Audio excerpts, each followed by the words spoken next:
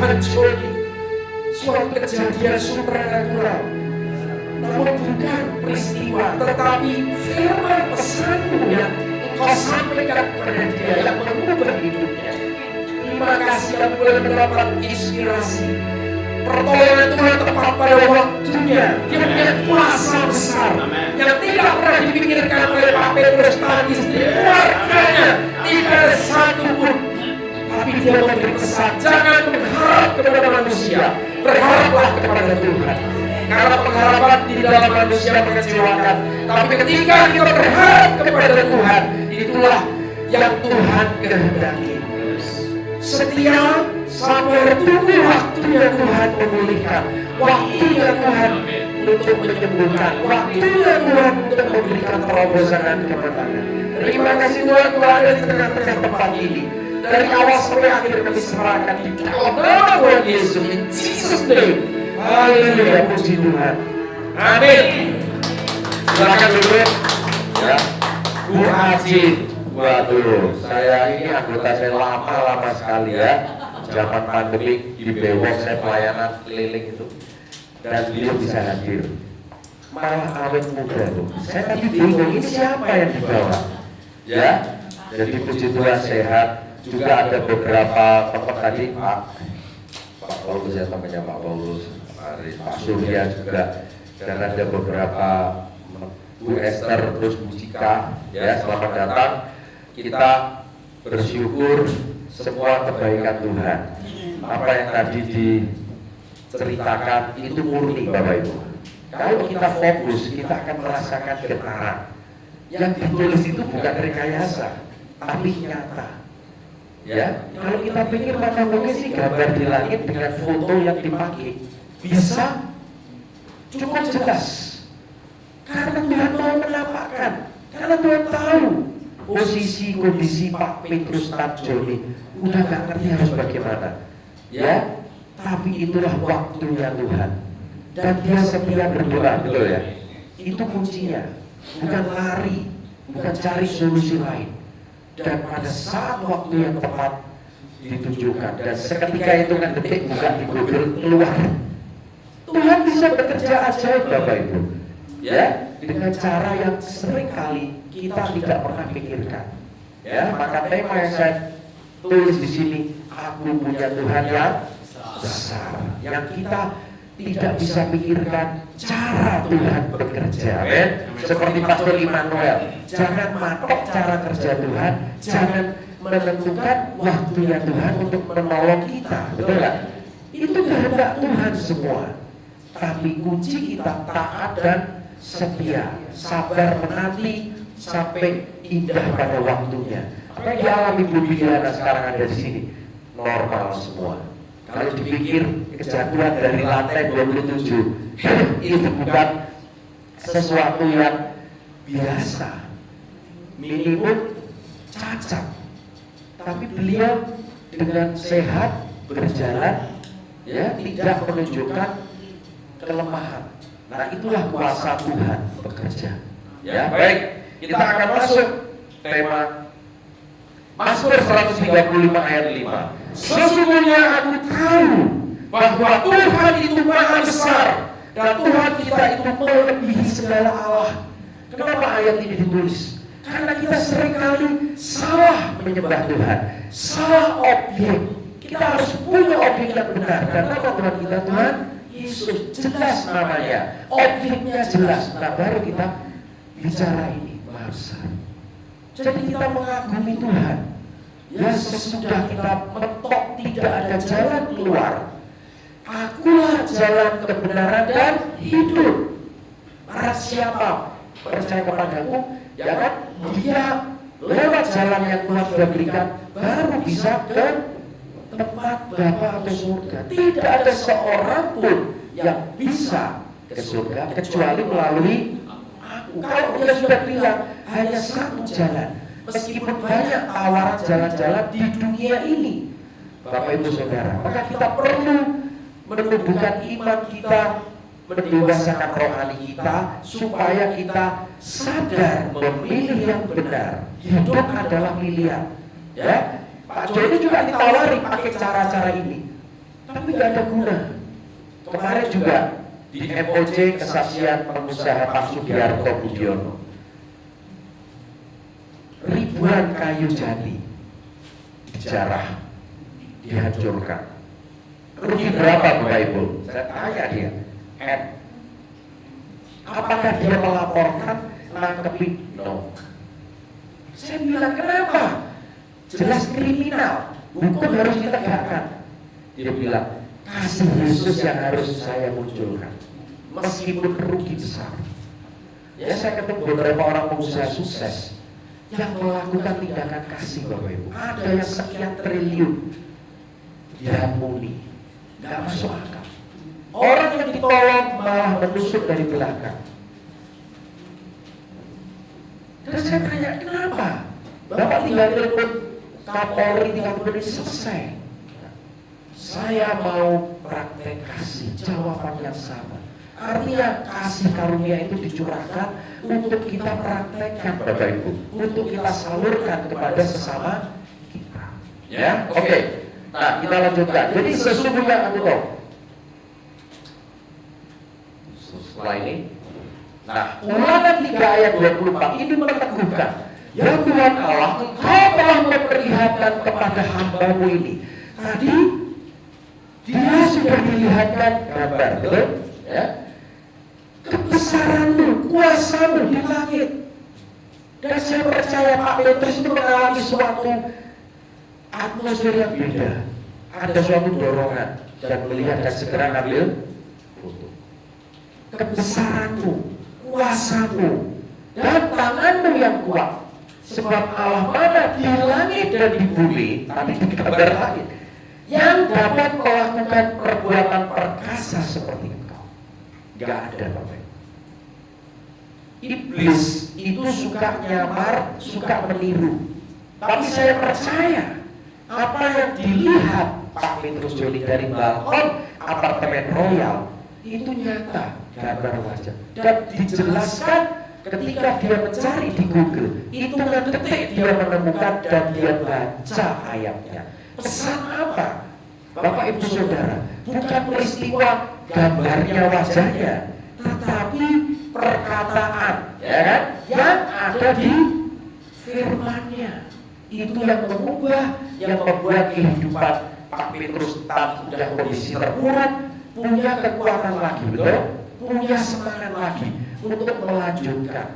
Ya, perjalanan Pak Petrus belum selesai, dan Tuhan kasih kekuatan dengan diperlihatkan wajahnya. Ya, paham Bapak Ibu? Jadi firman itu pesan yang jauh lebih penting.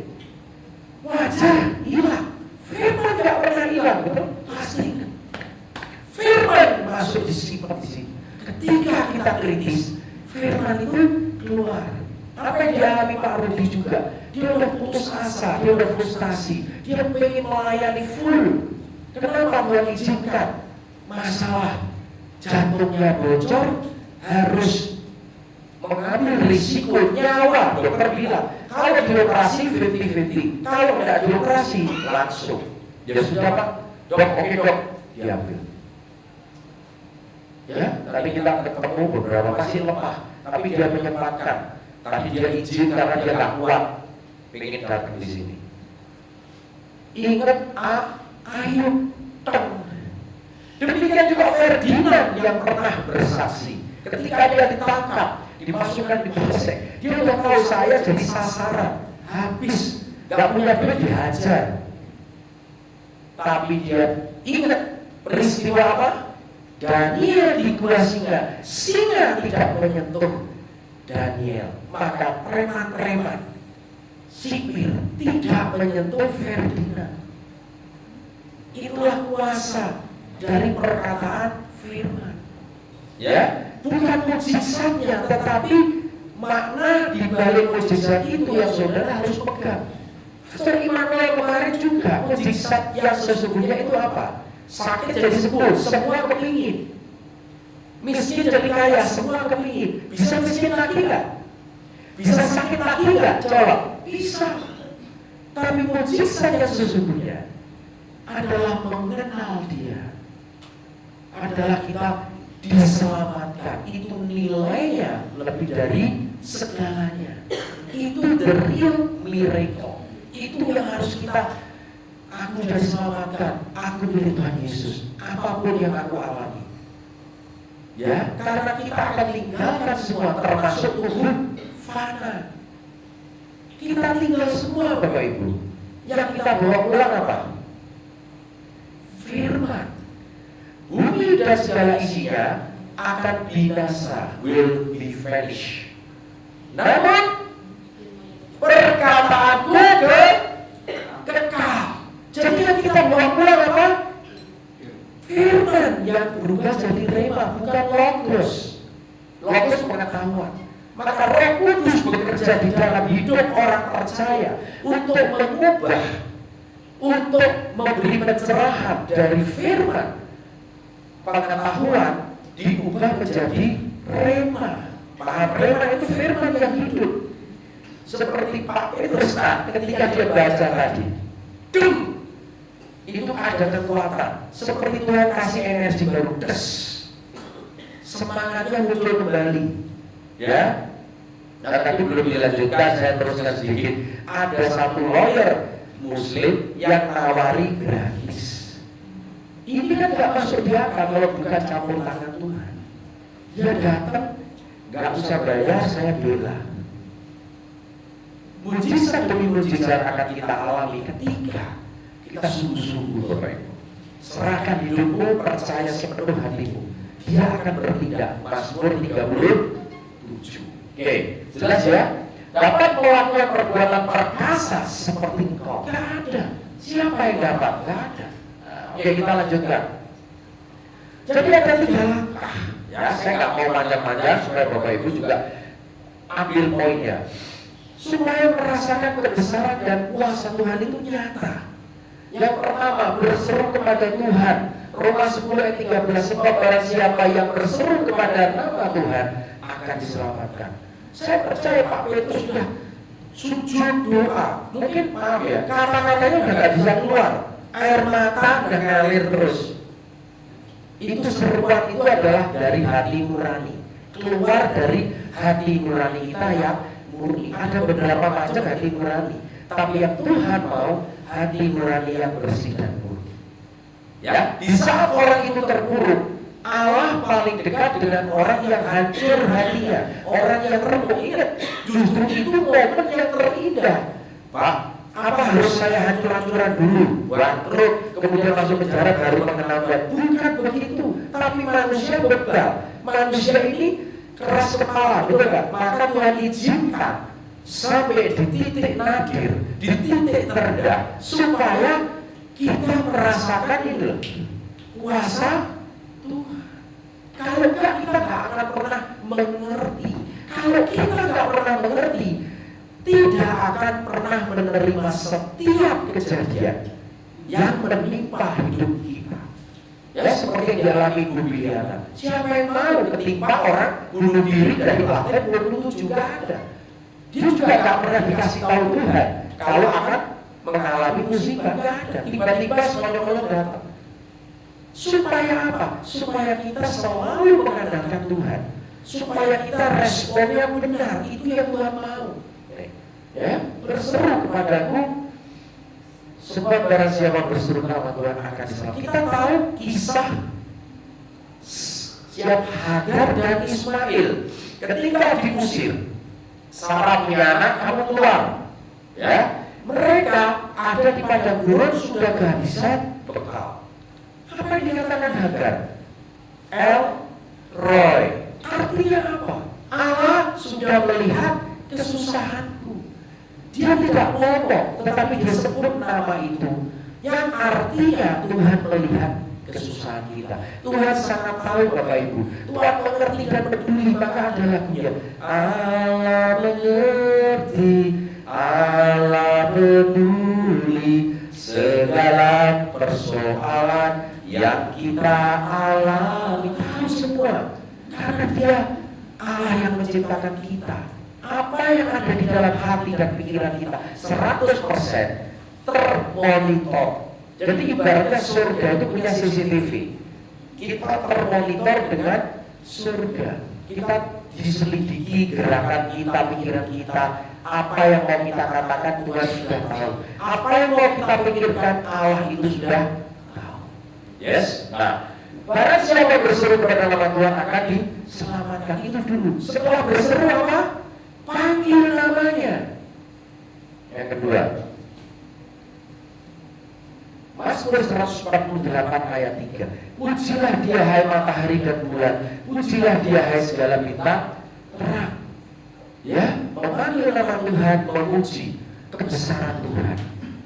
Ya, berseru itu artinya bukan dengan kata-kata, sudah tidak ada kata-kata. Karena kalau kita ngomong dengan emosional kita, kata-kata kita tidak akan berkenan. Tuhan tahu, maka Tuhan memberikan kita berseru. Itu keluar dari nurani kita yang paling dalam. Ya, kita sudah hopeless, kita sudah tidak punya harapan, dan kita berseru, hanya Engkau harapanku, tadi ditulis. Hanya Engkau satu-satunya kekuatanku untuk aku masih bisa bertahan. Ya, pujilah dia hai segala bintang terang. Yang ketiga, nah ini penting, cari wajah Tuhan. Mazmur 27 ayat 8. Hatiku, apa saudara? Mengikuti firman-Mu. Setelah kita diarahkan, carilah wajah-Mu, maka wajah-Mu ku cari ya Tuhan. Kenapa kita perlu berhadapan? Tuhan itu gak pernah pindah tempat. Tuhan itu ada di tempat kediamannya. Paham?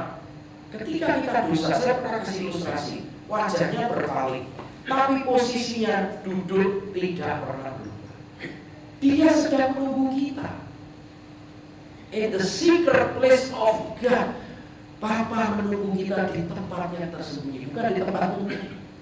Maka orang yang terpuruk, itulah momen yang terbaik. Mungkin kalau saya mau gini, wah gila Pak, emang kita harus hancur-hancuran baru kenal. Kalau memang itu jalannya, why not?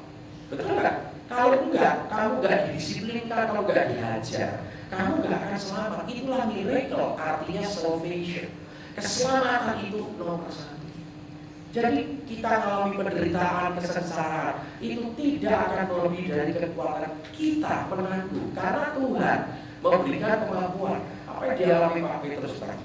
Dia kasih kekuatan. Tuhan tahu sudah mentok. Tuhan tahu udah istilahnya udah kembang kepis, ya, bisa melakukan hal yang mohon ya di luar perkenan Tuhan. Maka Tuhan tepat. Kenapa dia tekun doa? Tekun terus sudah nggak ngerti harus bagaimana. Nah itu yang Tuhan mau. Dia nggak cari kekuatan lain, ya kan? Dia nggak cari minta tolong siapapun. Disitulah momen yang terbaik untuk kita merasakan kuasa Tuhan bekerja di dalam setiap kehidupan kita. Ya, carilah wajahku, maka wajahku ku cari ya. Ketika kita berjumpa, wajah Tuhan itu bersinar. Kita yang alami masalah itu gelap, sinarnya redup. Kita makhluk cahaya rohani. Ketika berhadapan, maka cahaya Tuhan itu melingkupi kita. Amin. Sehingga kita punya kekuatan kembali. Saya percaya ketika Pak Joni foto juga dia melihat itu dapat kekuatan. Tapi mohon maaf, kekuatan yang sejati ketika Pak Joni membaca sabdanya, membaca firman-Nya. Itu yang tadi ditanyakan. Di situ yang mengubah pola hidupnya, mengubah pola pikirnya, dan membuat Pak Joni berani bersaksi. Saya ngomong kalau bersaksi hanya jangan di keluarga, jangan di teman-teman, tapi harus berani nyatakan kebesaran dan kuasa Tuhan lebih banyak lagi supaya berkat orang-orang lain juga merasakan bagaimana kuasa Tuhan yang begitu besar bekerja di dalam hidup Pak Petrus Junita dan keluarganya. Ya, saya percaya pertolongan Tuhan pada tempat tinggal tunggu waktunya Pak. Ya, pokoknya ikuti aja seperti apa, tapi tetap tekun serahkan semua ke dalam tangan Tuhan. Gak mungkin Pak ada pengacara gratis mau dulu dengan apalagi lawannya jelas kuat sekali. Ya, oke. Nah, inilah 3 poin yang harus kita kerjakan. Ya, jadi berseru kepadamu, panggil namamu, cari wajahku. Itu poin-poin langkah-langkah yang harus kita lakukan. Nah, tapi seringkali tertutup, seringkali ada selubung yang menutupi supaya kita melakukan langkah ini. Karena apa? Karena kesibukan kita, karena kita capek, karena kita lelah. Betul nggak ya? Capek Tuhan, mana aku sudah mungkin doa rosario, doa novena, betul? Ya, puasa, semua sudah dilakukan. Nah, disitulah momen kesetiaan Pak Petrus terus berdoa, pasti akan ada terobosan. Ya, jadi butuh kesabaran ekstra Bapak Ibu. Saya nggak kuat lagi, ya kan? Justru Tuhan beri kekuatan untuk bertahan. Kita bicara ketahanan rohani, supaya aku bisa menyelesaikan pertandingan imanku. Amin. Ya, jelas ya. Nah, ini 3 poin, 3 hal yang kita perlu lakukan Bapak Ibu Saudara, supaya kita merasakan bahwa kuasa-Mu terlebih besar. Roh di dalam kita lebih besar dari semua roh yang ada di dunia ini. Amin. Itu katakan bahwa kita lebih kuat bersama dengan Tuhan Yesus untuk menghadapi semua persoalan-persoalan sakit penyakit yang Tuhan izinkan terjadi sementara. Katakan penderitaan ringan, ya kan? Ringan, biasa, kemudian waktunya sementara. Ya udah. Nah, kalau mindset kita rubah, kita nggak akan nunggu minggu demi minggu, bulan. Semakin kita nunggu, semakin kita bersungguh-sungguh, semakin lama proses yang Tuhan izinkan. Pegang. Jadi ketika diproses, jangan sering protes. Ngerti? Semakin kita protes, makin lama prosesnya. Ya, itu. Dan jangan mencari cara Tuhan untuk. Jangan. Kita nggak tahu caranya lewat siapa. Semakin kita berharap dengan saudara kita yang kaya paman kita, makin ditutup sama Tuhan. Saya terus belajar karena hampir setiap hari konseling. Sengaja Tuhan tutup supaya nggak ada pengharapan, kecewa lagi. Kamu cari tolong manusia, tak tutup, kecewa. Nah, sekarang baru manusia sadar, baru cari itu. Ya, nggak ada yang mustahil bagi Tuhan. Ketika Tuhan sudah menetapkan langkah-langkah orang yang hidupnya berkenan, ketika kita jatuh tidak sampai tergeletak, ketika kita nggak sampai gelap, karena tangan Tuhan yang menopang. Tadi ada tangannya yang kuat menjaga kita untuk memastikan kita berjalan di dalam rencana dan anugerahnya. Ini kuncinya Bapak Ibu. Ya, jadi mujizat sejati. Ya, itu sudah dikatakan tadi. Ketika firman itu berubah jadi rema. Iman dimulai dari pendengaran akan firman yang berubah jadi rema. Kalau firman terpaksa sudah baca 5 kali bolak-balik kejadian ini, saya nggak merasakan dampak. Salah di mana? Roh Kudus tidak bekerja. Roh Kudus menolong. Roh Kudus itu mengajar. Maka sering kali saya katakan, ayo bekerja sama dengan Roh Kudus supaya pesan Tuhan yang disampaikan kita bisa terima dan kita lakukan. Betul nggak? Pesan Tuhan itu berdampak satu diri kita, yang kedua untuk orang lain, mungkin keluarga. Yang pertama koreksi kita. Kenapa ayat sabar Tuhan? Oh, karena saya kurang sabar. Tuhan mengingatkan supaya saya sabar. Kadang-kadang kita baca khotbah ini ngomong rendah hati. Khotbah di sana ngomong buka YouTube rendah hati. Nah, ini cara Tuhan. Kenapa Tuhan tidak ngomong kamu belajar rendah hati karena kamu masih sombong? Tuhan tidak seperti itu, tapi Tuhan menyatakan apa kelemahan dan kekurangan kita sehingga kita dapat perbaiki. Nah, kemarin saya membahas di Bible Study bagaimana Rasul Paulus itu punya kerinduan ketika dia mengutus Timotius ke jemaat di Tesalonika. Rupa-rupanya jemaat Tesalonika sangat bersukacita atas pelayanan dari Paulus. Aku pengen ketemu, aku rindu. Nah, pertanyaannya, Paulus bersukacita, ya, karena dia ingin dipuji orang-orang Tesalonika, atau karena dia berhasil menyampaikan pesan Tuhan dan diterima oleh jemaat di Tesalonika. Ini dua hal yang penting. Ya, kalau kita nggak bisa membedakan, akhirnya sombong muncul. Paham? Mereka mengundang, mereka menjamu, benar nggak? Yang dibutuhkan Paulus bukan itu. Sukacitanya itu menguatkan, menghibur dia meskipun penderitaan demi penderitaan dia melewati. Ini kuncinya. Jadi kuncinya jangan kita menerima pujian dari manusia, karena kita tidak layak.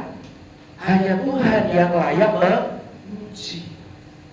Ya. Jadi ini sedikit apa yang bisa saya sampaikan. 3 hal: cari wajah Tuhan, berseru kepadamu, panggil nama Tuhan. Ada El Shaddai, Elkana, El Elyon.